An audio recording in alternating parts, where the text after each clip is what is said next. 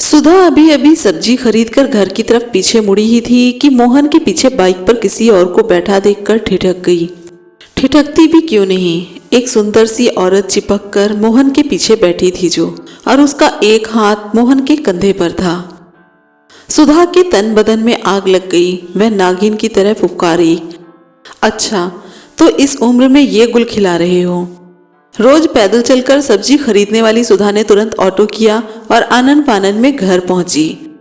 मोहन अब तक घर नहीं पहुंचा था। इंतजार करते शाम के 7 बज चुके थे। इस टाइम से पहले तो रोज घर आ जाया करता था। सुधा गुस्से में बाहर गैलरी में चक्कर लगाने लगी और हाँफने लगी। बड़ी बेटी आराध्या ने माँ को इस तरह बेचैन देखकर पूछ लिया, क्या हुआ मम्मी? कॉलेज से लौटी आराध्या के साथ उसकी कॉलेज की सहेली भी साथ थी। इस कारण सुधा ने कहा, कुछ नहीं, जरा सा जी घबराया, इस कारण टहल रही हूँ। आराध्या ने मजाक में कहा, घूमा करो मम्मी, सुबह भी कितनी मोटी हो गई हो। इतना कहकर आराध्या अपने कमरे में चली गई। मोटी शब्द वैसे तो बच्चे बहुत बार सुधा के लिए इस्तेमाल कर लेते थे, मगर आज ये शब्द भी सुधा को तीर जैसे चुभ रहे थे। वह अंदर कमरे में जाकर आईने के सामने खड़ी हो गई। खुद को आज बहुत गौर से देखने लगी और सोचने लगी, सचमुच वह बहुत मोटी हो गई है। कमर और पेट की चर्बी को दबा दबा कर देखते हुए फूलते हुए गालों में भागती हुई उम्र को तलाश करने लगी। उसे एहसास हुआ कि जैसे कोई 35 वर्ष की उम्र में वो 50 की नजर आने लगी है। वो सोचने लगी, कितनी पतली दुबली थी जवानी में, मगर गृहस्थी और बच्चों को संभालते संभालते सारा सौंदर्य खो गया। इसीलिए मोहन का मन भर गया। तभी तो वो कलमुही चिपक कर बैठी थी। मोहन तो आज भी 40 से ऊपर की उम्र में हैंडसम है। फांस लिया उसने मेरे भोले भाले पति को। हे भगवान, अब मैं क्या करूं? घबराहट के साथ साथ उसका बीपी भी बढ़ने लगा, तो जल्दी से टैबलेट ली और अचानक ही कुछ कठोर निर्णय ले लिया सुधा ने, और फिर उसके चेहरे पर संतुष्टि के भाव आ गए। मोहन 8 बजे तक घर पहुंचा। सुधा ने उसे आभास भी नहीं होने दिया कि वह गुस्से में है। अगले दिन से तो घर के सभी मेंबर आश्चर्य में पागल ही हो गए। सुधा ने एक्सरसाइज शुरू कर दी।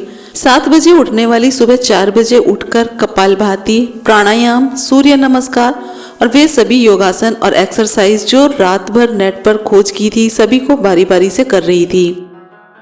घंटे भर की होड़ तोड़ मेहनत के बाद वह पलंग पर आकर पसर गई। हाथ पैर सहित पूरा शरीर दुखने लगा था। कुछ देर में बुखार ने ऐसा जोर पकड़ा कि शरीर भी सूजने लगा।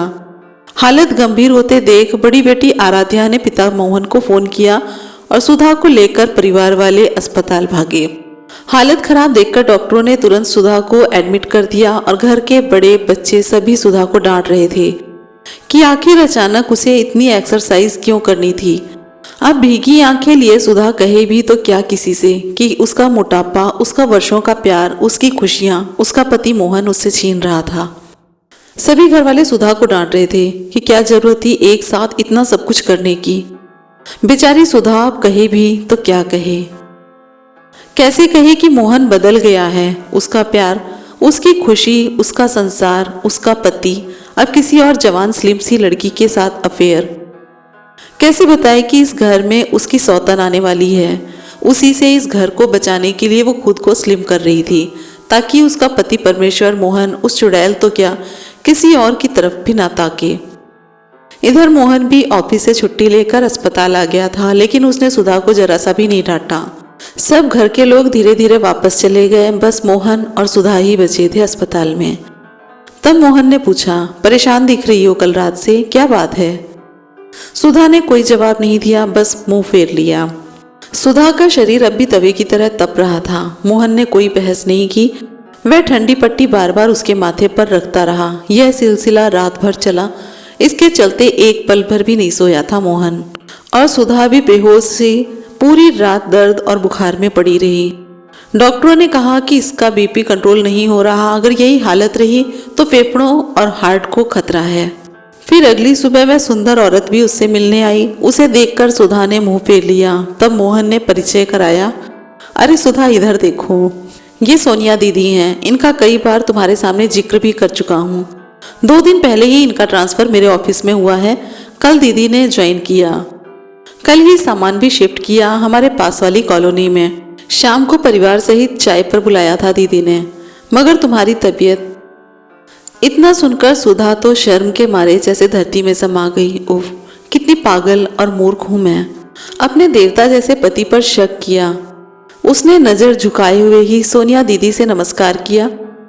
फिर चमत्कार हुआ। अगले 10 मिनट में उसका बीपी नॉर्मल हो गया, बुखार उतर गया। दवाई जो मिल गई थी, बस दर्द बचा था जो धीरे धीरे ठीक होने वाला था। शाम तक सुधा को छुट्टी भी मिल गई और घर आकर मन ही मन अपने पति मोहन से माफी भी मांगने लगी। सुधा और मोहन का घर टूटते टूटते बच गया था। सिर्फ एक छोटे से शक के कारण उसकी गृहस्थी बर्बाद हो रही थी, लेकिन टाइम रहते ही सब कुछ संभल गया। समस्या का समाधान बैठकर बातचीत करने से हो जाता है, उसे अपने अंदर रखने से नहीं। वीडियो पसंद आई हो तो लाइक कमेंट शेयर करना ना भूलें, चैनल को सब्सक्राइब करें। फिर मिलेंगे आपसे इसी तरह की एक नई वीडियो के साथ। तब तक के लिए नमस्कार।